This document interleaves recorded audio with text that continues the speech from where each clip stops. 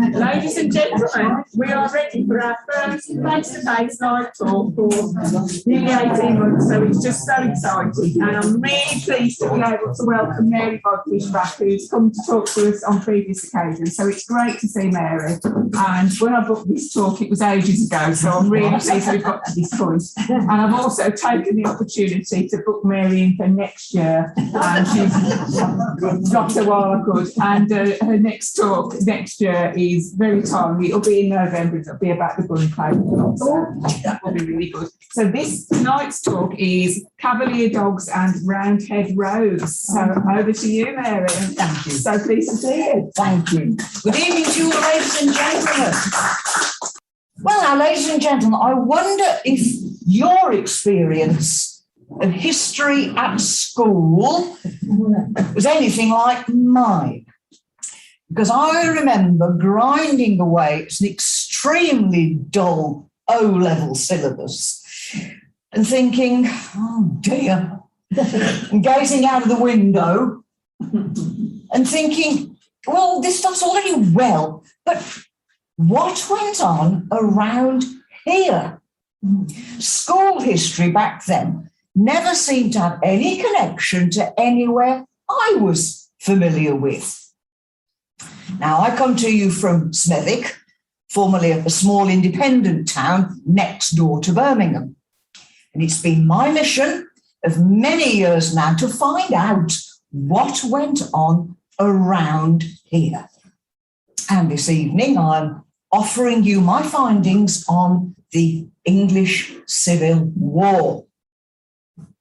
But before we start, let's get a bit of context to it. What was the Civil War all about? The neatest summing up that I've ever come across is in that classic of British humour, 1066 and all that. There it is described as the utterly memorable struggle between the Cavaliers, wrong, but romantic, and the Roundheads, right, but repulsive. Now, Cavalier and Roundhead were rude names that each side called the other. Serious persons, such as historians, refer to them as the Royalists and the Parliamentarians. And so shall I.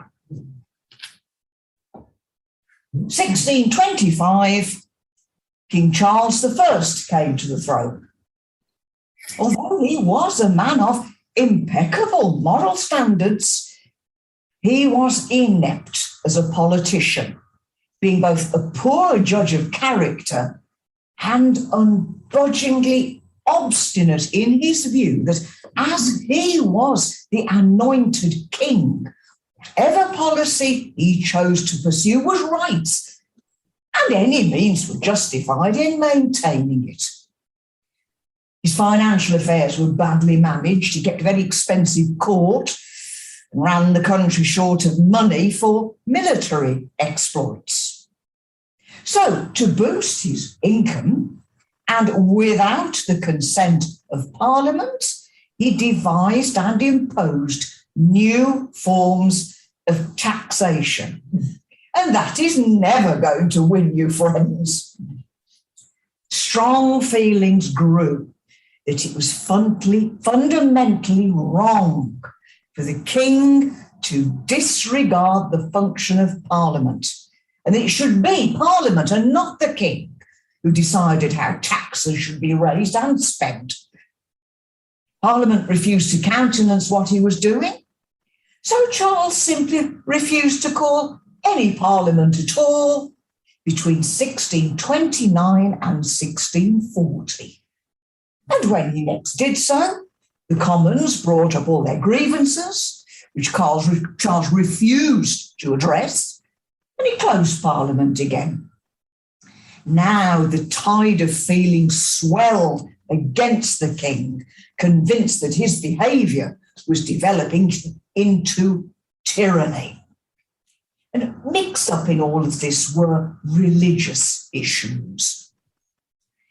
Puritans for whom preaching was far more important than set prayers, anything smacking of ritual was abhorrent, they were at odds with the Church of England, which could not come to terms with the Puritans' demands. So malcontent Puritans sought a means of bringing about the changes they were demanding, and they allied themselves with those calling for reform. Not all parliamentarians were Puritans, but most Puritans were parliamentarians. So we have these three entangled threads of discord: that relationship between king and the parliament, disagreement over the management of the country's money, which tends to be the basis of all politics anyway, and the Puritans' struggle with the Church of England. Things were boiling up for a showdown of some kind. And in August 1642, King Charles marched out of London and went north to Nottingham Castle, where he raised his standard, declaring that those who supported Parliament were traitors in rebellion against their lawful king. In this area, although many, but by no means all, of the landed gentry supported the king, in the towns there was a good deal of support for the parliamentarians. By this date, Birmingham was a growing manufacturing town with a reputation for producing both swords and guns. And as the two sides prepared for war, the smiths of Birmingham produced over 15,000 sword blades and supplied them exclusively to the parliamentarian forces. A Smethwick man made his fortune in the iron trade at just this time, almost certainly through this arms business in Birmingham, was named Thomas Parks. And with a £20 contribution, his name heads a list of Smethwick men who donated cash for the war effort to the Parliamentarian Committee for Staffordshire. In Wolverhampton, some of the leading families supported Parliament and some supported the king. One of the leading royalists was Thomas Leveson, and he struck one of the first blows in the Civil War. He attacked John Tanner, an armourer with parliamentarian sympathies, who refused to return Leveson's armour to him because he knew that Leveson was a Catholic and a royalist supporter. Leveson called Tanner a stinking rogue and struck him about the head with a stick, making a great knob in the skin thereof. Rival supporters frequently traded insults, as this contemporary picture shows. You see the flamboyantly dressed royalists on this side and plainer dressed parliamentarians on that. From Nottingham, King Charles and his followers began marching across country, raising funds and manpower to be ready for an engagement with the forces that the parliamentarians were raising. From Nottingham, the king went via Derby and Stafford to Shrewsbury to raise troops from Wales. Then he turned across country, eastwards, heading for Oxford. On October the 15th, he arrived in Wolverhampton, 1642, where he stayed for 2 nights and set off again, heading for Aston Hall. The king stayed overnight at Aston Hall as the guest of this gentleman, Sir Thomas Holt. The room he occupied there is still named as the King's Bedroom. Then the royalist forces turned south and came through Birmingham, and some of them took the opportunity to do some looting, ostensibly to punish the townspeople for their refusal to sell arms to the royalist side. When the king heard of this, he ordered the two captains responsible to be hanged. It was too late, however, to placate the incensed Brummies. As the royalist baggage train wound its way through the town, they fell upon it and took the supplies they captured to Warwick Castle, which was being held by Sir Robert Greville, an ardent Puritan. The troops that they took prisoner were delivered to Coventry, which had been garrisoned by the parliamentarians. The people of Coventry were so disgusted by the prisoners that they refused to have anything to do with them. Hence the expression, which I'm sure you know, being sent to Coventry to be utterly ignored. It does seem to date from that event. At the outbreak of the war, King Charles's nephew, Prince Rupert, came to offer his services. Now, Rupert was the third son of Charles's sister, who had briefly been Queen of Bohemia. Rupert was then 23 years old. He was already a seasoned soldier. He was highly professional, brave and resourceful, and the king appointed him as his general of horse in command of the royalist cavalry.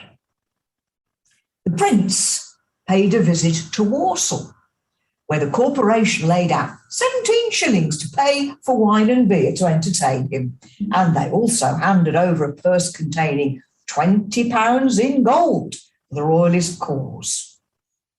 Rupert then headed south, stopping at Stourbridge. He went to Richard Foley's ironworks at Kinver, setting up contracts to supply the royalist forces before heading for a rendezvous with the king, which was to take place at Solihull. The first full-scale encounter between the opposing forces took place on the 26th of October, 1642, at Edgehill in Warwickshire. It was an inconclusive affair. Prince Rupert was all for seizing the initiative and marching on London, taking it before the parliamentarians could rally. But the king was too cautious to follow up any advantage he had gained, and so the war continued.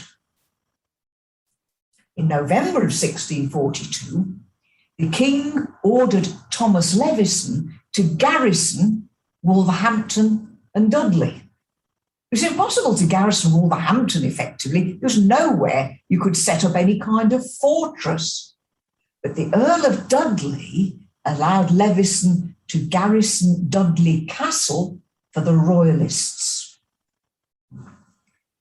Earlier that year, when war was looking inevitable, King Charles's queen, Henrietta Maria, left England.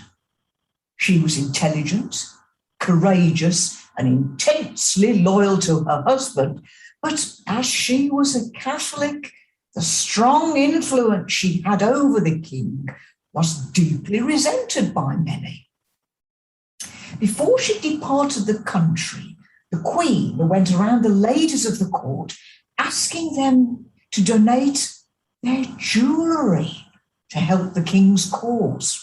Very smart move, jewellery being valuable but so light and portable. And the Queen took this jewellery over to the Netherlands, where she spent almost a year raising loans. And by selling or pawning the jewellery, she was able to amass large quantities of weapons, ammunition, and a company of veteran professional soldiers come and fight for the king. She returned to England in February of 1643. Her company landed at Bridlington on the Yorkshire coast. Queen travelled inland to York, where she stayed until the weather was reasonably dry and it was thought safe for her to travel south to meet up with the king at Oxford.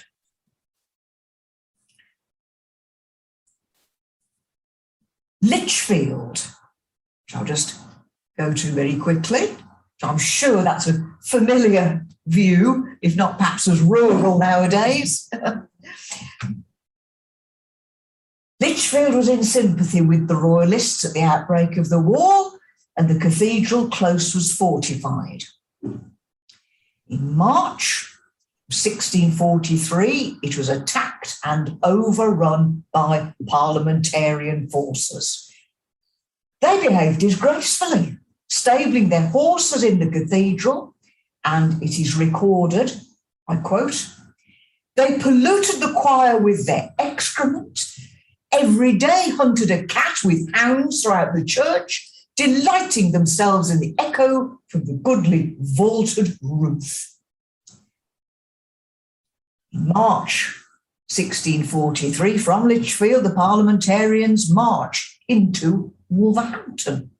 They were led by Sir William Brereton, a highly religious man, a hard-working and efficient commander. He took command of the town without any resistance being raised against him. Lichfield, as you know. So now we've had parliamentarians in Wolverhampton and Birmingham with a garrison at Lichfield. The Royalists were garrisoning Dudley Castle, and there was a Royalist supporter at Aston Hall. To ensure the Queen's convoy had safe passage through the Midlands, Prince Rupert was dispatched to remove any serious obstacles to its progress.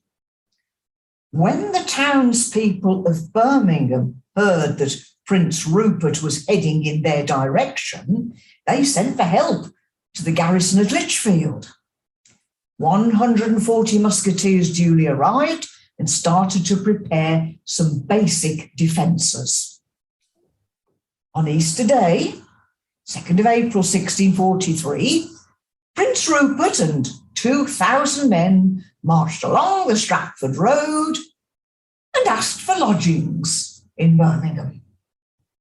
The Prince promised no reprisals for the previous year's baggage train raid. The Brummies were taking no chances and refused him entry. The next day, the Royalist dragoons twice charged the barricades that had been thrown across Derrit End High Street. And they were pushed back.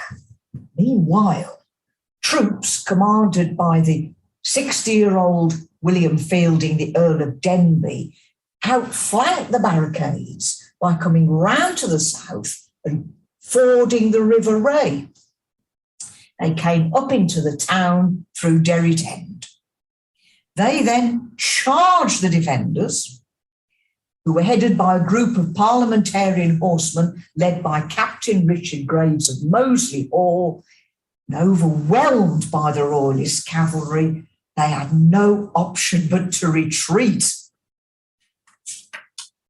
They were chased up Spring Hill, across Birmingham Heath, and up to the top of what we now call Cape Hill in Smethick. There they wheeled about and made a stand. I have been shown this musket ball, which was dug up from a back garden right where the ensuing skirmish took place. You can imagine what a thrill it was to hold in my hand real, solid evidence of this incident, during which a parliamentarian officer fired a shot at the Earl of Denbigh, who fell from his horse badly injured. And according to one account of events, when the Earl was picked up, he was found to have had his pockets picked while he lay there unconscious. He died of his injuries 5 days later. This was a nasty blow for the Royalists. Not only had they lost an experienced officer, but his son and heir, Basil Fielding, was an ardent parliamentarian, a classic example of a family which had been split apart by divided loyalties.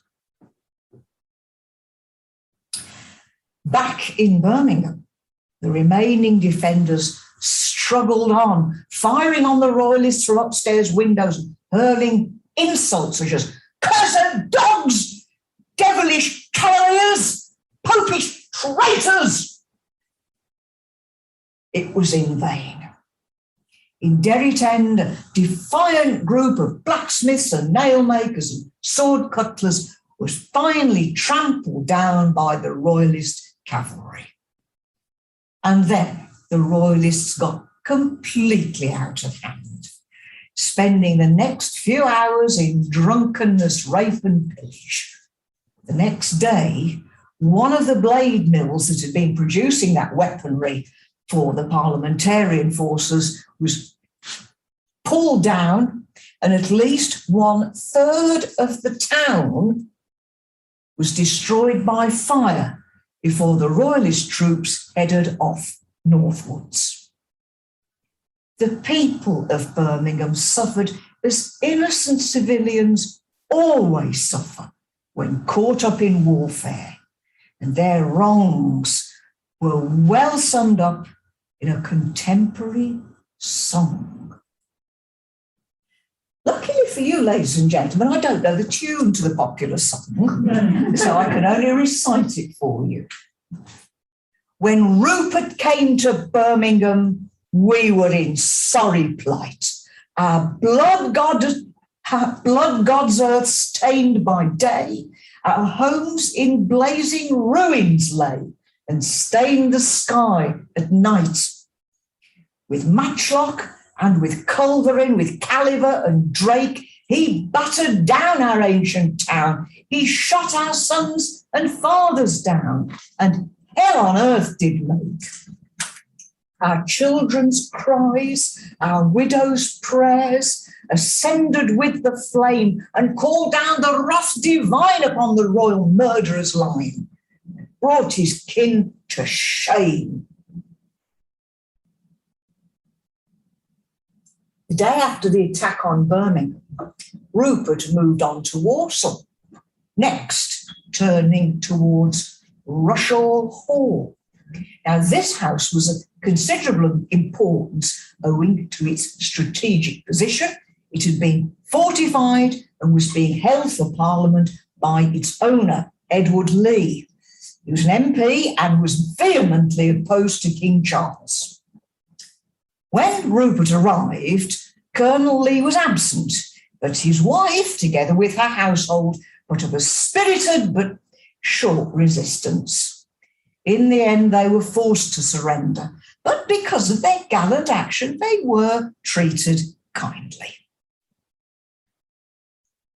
From Rushall, the prince, who'd been joined by numbers of men from Warsaw, who came with bills and hooks to serve the king, continued in a northerly direction to Cannock. There, the prince recruited some more men. Then he turned westwards to Lichfield and called upon Colonel Russell, the parliamentarian governor, to surrender. Colonel Russell, having heard about what had taken place in Birmingham a few days earlier, refused. Rupert's response was to bombard the cathedral heavily, but when that achieved little, Rupert used some 50 miners he'd recruited from the Cannock collieries, and he directed them firstly to drain the moat, then to tunnel up to the walls of the close. The miners made a breach in the wall with the aid of gunpowder. The royalist troops poured through the gap, and after fierce resistance by the parliamentarians were forced to surrender, and the royalists held on to Lichfield for the next 3 years. In June 1643, Queen Henrietta Maria set out on her southward journey at the head of 3,000 artillery forces and 30 companies of horse, bringing 6 large cannon with them and a baggage train of 150 horses. The parliamentarians could easily have waylaid the convoy if they'd been better organised and had spent less time in disputes amongst themselves. But in the event, the Queen's progress was unhindered, and travelling from Burton-on-Trent, she reached Walsall. There, she stayed at Karma, the home of George Hoare. George Hoare's wife, Elizabeth, was the sister of John Turton of the Oak House, West Bromwich. At least some of the Turtons were supporters of Parliament, so there was probably considerable discord in that family over the situation. On the 10th of July, they set off again, heading for the royal manor of King's Norton. The convoy crossed the River Tame at Tame Bridge. Head due south, coming down.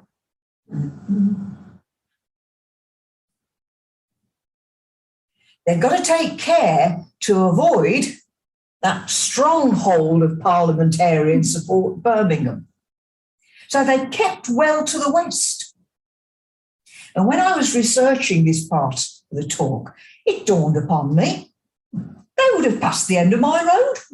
Well, my road didn't exist then, but the main Beld Road did, and was part of the route they took, travelling south via West Bromwich, Smethwick, Harborne, to get to King's Norton. In fact, ladies and gentlemen, I have travelled about 8 miles of that identical route tonight. I didn't see anything of the past drifting past me, I'm glad to say.